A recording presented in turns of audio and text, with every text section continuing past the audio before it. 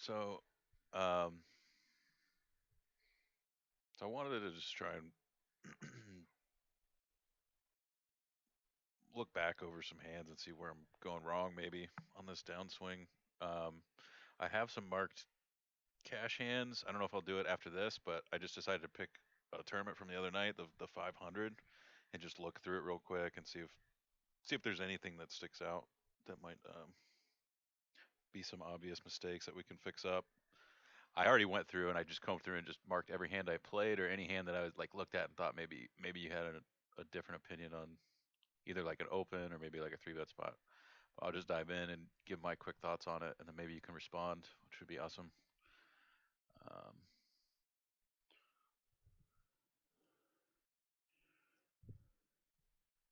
this was a theme I saw as I rewatched this. It's like at this depth, I don't know if you're check raising this all the time or if this has enough equity to just check call. Pretty shitty run out. I don't,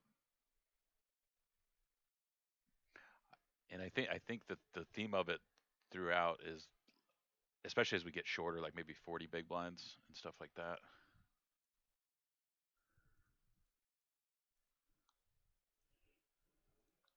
is that I avoid taking like maybe higher variance spots in these fields. And here again, I don't feel like this is a board where we get to just c bet. I know we get to turn a ton of good a ton of good cards to keep barreling, but two ways, especially against a small blind. I don't know if I had these stats at the time, and then I don't know. I just end up calling here. I don't know if you approach that any different.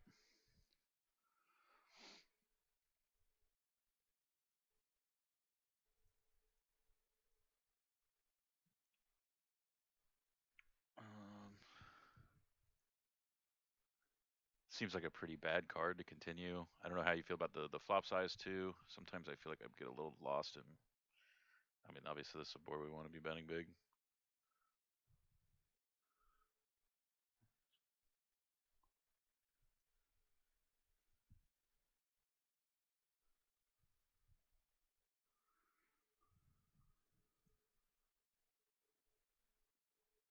At this point, I mean, I don't think I'm going to continue to get value from like eights and nines. Maybe I do. Maybe you can make a case for betting the turn, but I kind of like checking and then letting this guy who's going to get here pretty wide take a stab at it.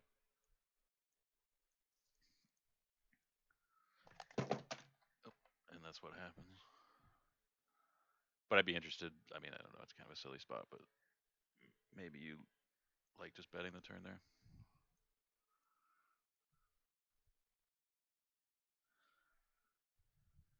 And then here, maybe we could size up even bigger on this wet of a board. I don't know.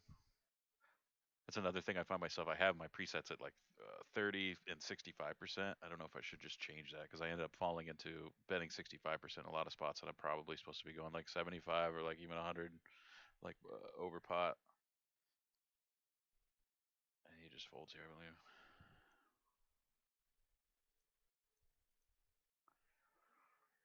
Seems like a pretty good three bet. Yeah, this one was interesting. It's a pretty wet board. I don't know if I don't think we have enough equity to just check back. I think we just have to try and win the pot here. Half bet sizing. I think I'm probably if I do bet, I probably have to go a little bigger maybe. And then the ace is interesting here because he's gonna have like ace queens. Roggy's. I don't think he's like. I don't know what his tendencies are, but I mean he's gonna have like nines and queens, and he's gonna have some ace queens, even fucking ace nine and stuff. I don't know if our hand's strong enough to just go polarizing here, even though it's a pretty good bet, a pretty good board too. And then just snap calling river when he bets, but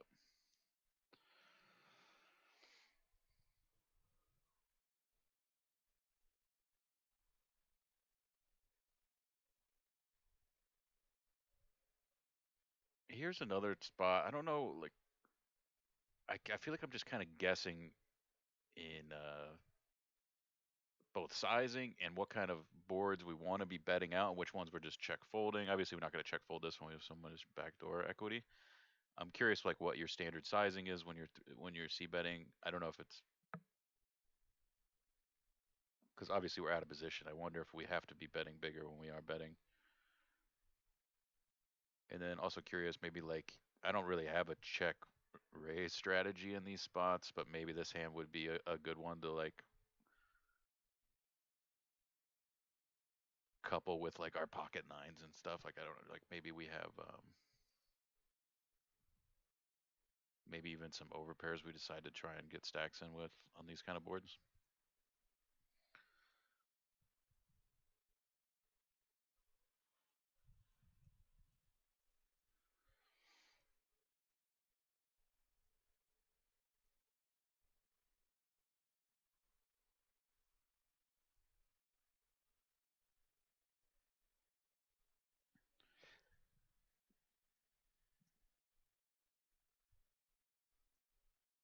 Again, here like on this board, I don't know. Maybe I should be sizing up. I'd like to know your general strategy in these spots.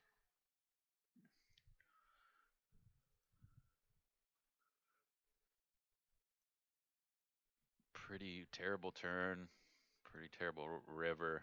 I mean, even if this guy's a nut, maybe we can make this call on the river. But like so much of his, like he's the kind of guy that's just like I could see him raising. Like he could just raise ace 10 here on the flop, like that kind of guy. It's just weird to me when he checks back like his gin turn. Makes me think that he's way more. He actually has showdown value, and then for him to turn it into a bluff doesn't make a lot of sense on the river. So just give it up. And then here, this is like what I was talking about earlier. I'm just like this feels like I should be check raising this at some frequency, and I don't. And then it comes up later too. Sizing on the river, I don't think we can go like super polar here. We need to make it somewhat smaller.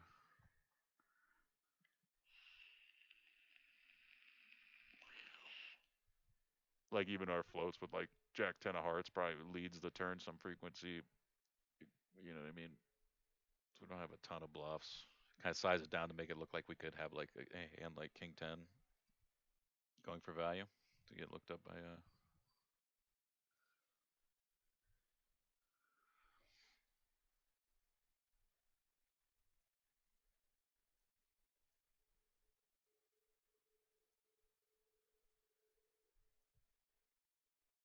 just doesn't seem like our board there. I mean, with the ace of clubs, maybe you're starting to bet there and just swinging for the fences. Like this turn, obviously we would just be going broke. And then I almost thought about raising this on the river. His sizing is just so stupid. Like he's just got like queen 10 all day. I don't know how often you're firing it. I think I level myself in these tournaments against some of these guys like all for one. I just think he's I don't know. I don't think I can bluff him in a lot of spots. And maybe that's in my head. Maybe not. I'd like to know what you think of that.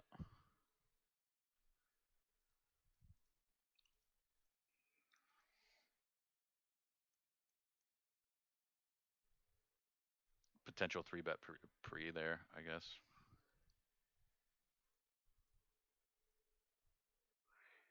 And then here, I think this is a limp typically off his sizing at like 28 big. Sometimes I'm mixing some raises with these kind of hands.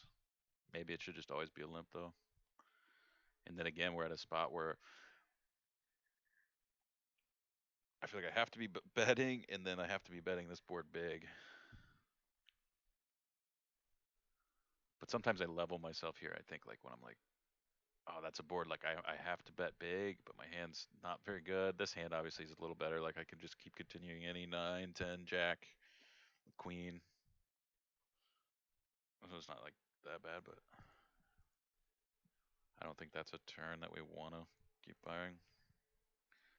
The stupid sizing. Just gonna give it up.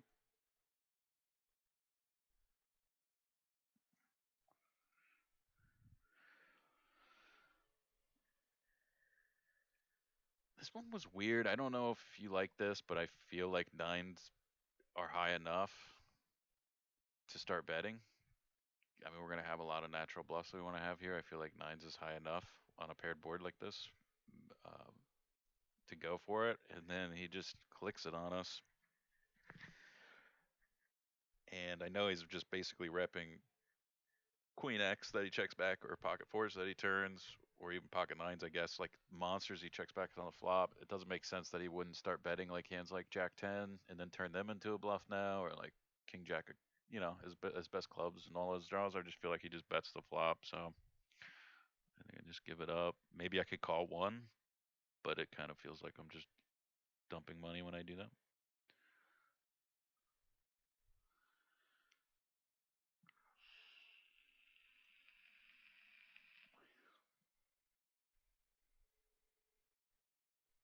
Just don't see any point in putting any chips in here. We most likely have the best hand. It's hard to get value from else. And then this one I put in here because I feel like I should just be opening here. I don't know why I'm not. I think that hand's good enough. Even though like the charts would say maybe not, but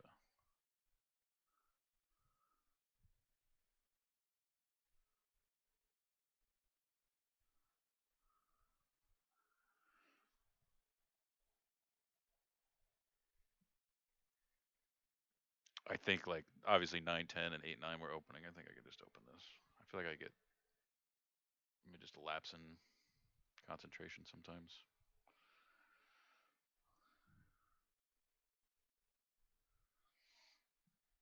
This one, this is 3 bet.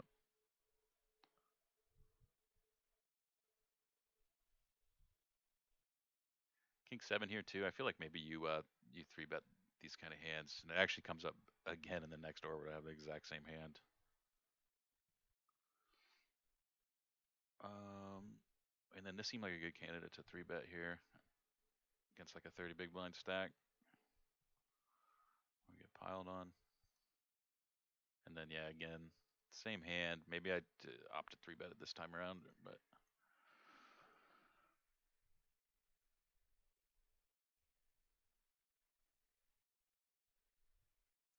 I'm curious if you start to bluff or is our king high good enough? I mean, king high seems like showdown value, but kind of seems like fake showdown value. I don't think he's checking back just complete air that we're beating at this point. But it also feels like we're strong enough that we can just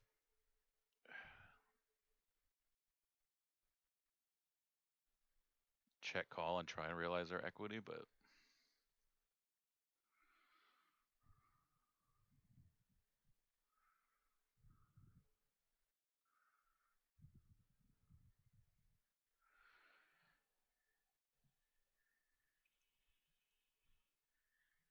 and then this one is the one that really bugged me looking back on it. I think in game I just thought my hand was too strong to just check raise and then be kind of and and not realize some equity when we get piled on. And then also like sizing's kind of weird. Like we're gonna have to make it like 12K, and then there's gonna be what's there gonna be almost like 1.2x pot on the turn. I guess, but we probably have enough. We kind of just commit ourselves, but it seems a little high variance when we check raise. Does that make sense? I don't know if I'm just being a pussy here, or but like we make it 12, we got like 40, and there's gonna be 35 in the middle. I mean, we can just shove any queen, 8, obviously, or spade. So maybe I don't know.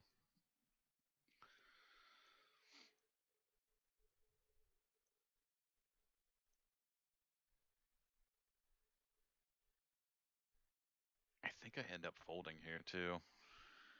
I actually thought about check shoving here, but again, I don't know how often I want to be bluffing these guys. He doesn't have king queen. He definitely has hands like ace 10. I don't know. I just like the idea of trying to get him to fold a river at ace here seems pretty, I don't know, pretty tough.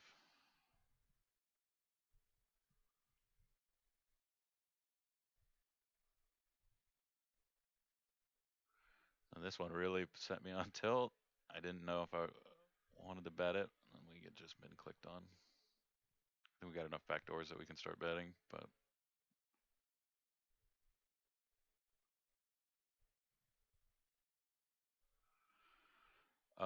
curious here too. I think I just opted to check back here. I think against a big blind, I might just start betting, but against the small blind range, it's gonna be a little stronger.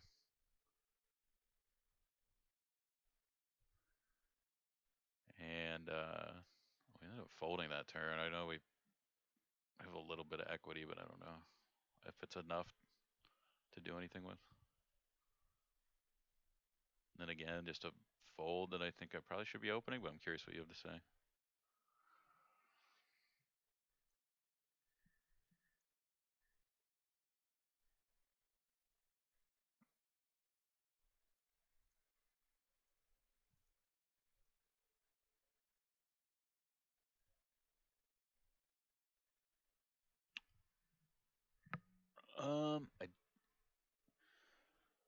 I don't really see. I mean, I could see obviously there's some protection to be had.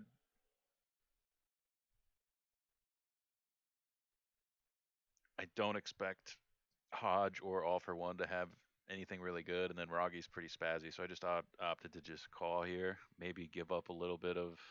Maybe I'm giving up a little bit of equity by not shoving, but I just gotta let Roggy do his thing. I think. But I'm curious if you're ever shoving that turn for like protection purposes or you know, Roggy just butchers it.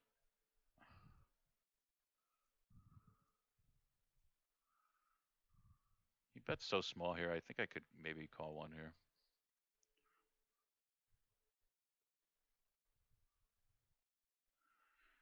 And then again, I just take the lower variance route, and I'm just flatting some hands from the small blind rather than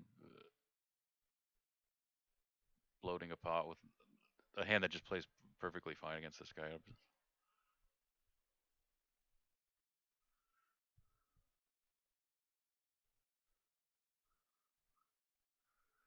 And he snap check back this river, which I thought was interesting after firing two.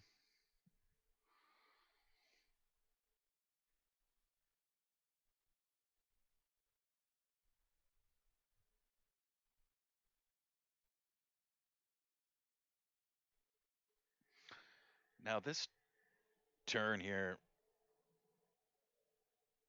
I looked at this hand when I was combing through the hands. I watched this one, and I kind of changed my opinion on it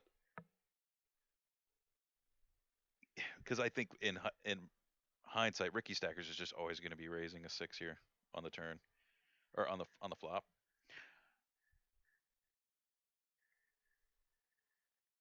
So I think I just need to be polarizing myself. Just get looked up. I just get looked up by like 9x all day here on the turn.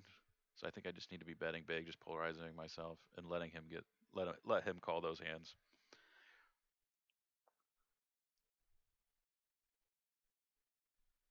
Especially with diamond blockers.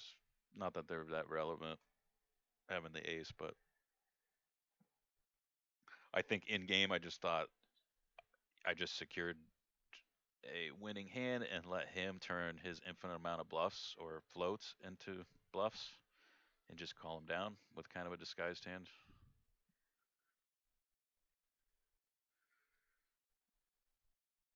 And we ended up just having the same hand. But I'm curious what your thoughts are on just that turn.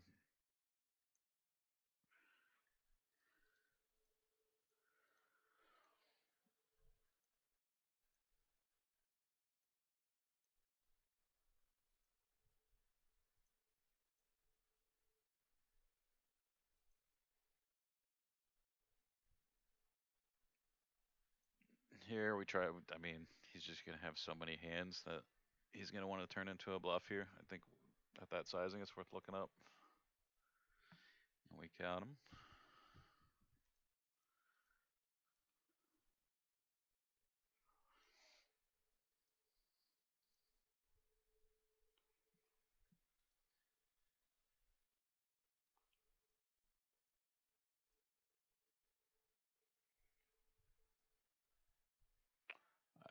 This is probably close. I don't know if this is a call or not. I will say we had that conversation a while back about you just not getting beat up enough, not if you like to not worry about not calling three bets enough at a high enough frequency because people just won't exploit that. And I really haven't been defending three bets a ton. But this one seemed like a decent spot to do it. And then I'm curious. I don't know when he bets this small. If we take a float here, I ended up folding, but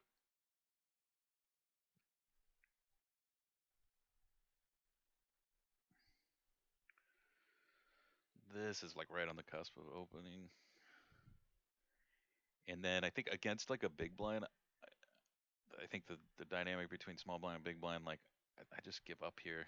Against a big blind, I might look to go three streets versus him, but against a, I think small blind where he just has way more like king 10, queen jack, ace 10 stuff, I think giving up's fine.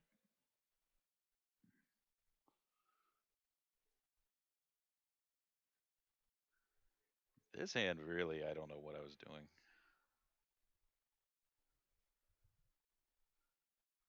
I think I just have to fold or check raise here. I don't think check calling is a thing here. And I don't know why I did it. I can't even defend it. But then I get to this river spot where he's basically repping in game. I was like, he's repping a queen or nothing. And then I thought about it, and the five isn't like the best turn. Maybe he decides to check back his like ace jack of clubs, ace 10 of clubs, and stuff when the board pairs because that card's in my favor quite a bit. Maybe he just decides to check back and take his equity. And then when I thought about that, I leaned towards folding, and I don't think a guy's just like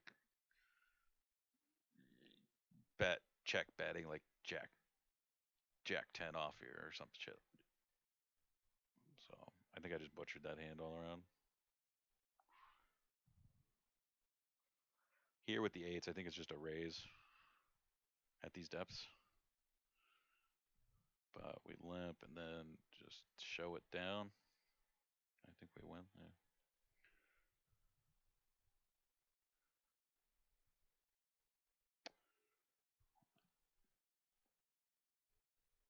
Um, yeah, I'm not going to say anything about this one. These are the spots I don't know. I get conflicted because I know certain boards you're supposed to bet big, and then sometimes I have hands like this where I'm kind of split on whether I even want to c bet to begin with. And I think a lot of times I find this the middle ground where I do c bet, but then I c bet small sizing, and it's like counter. I don't know. I kind of meet in the middle, and I kind of make bad plays on both sides, if that makes sense, both with sizing and c bet. But here, I like. I think this is the sizing I have to go with on this board. I'm just not certain that this is a hand we want to or need to.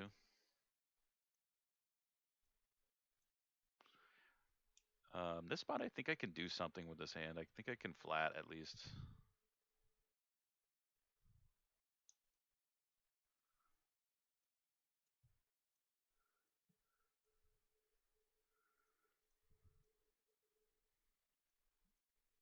This hand, I just don't see a point in betting ever.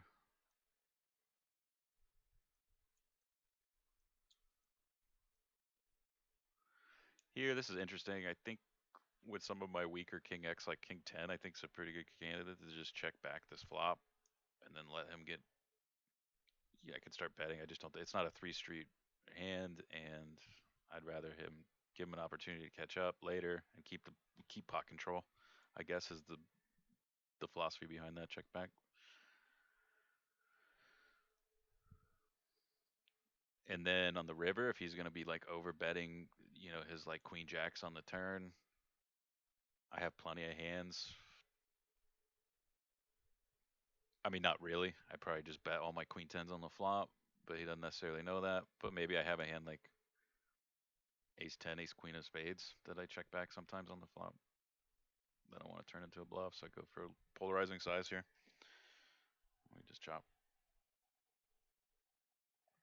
I think this is close, but it's got to be a call. I think, and we get there.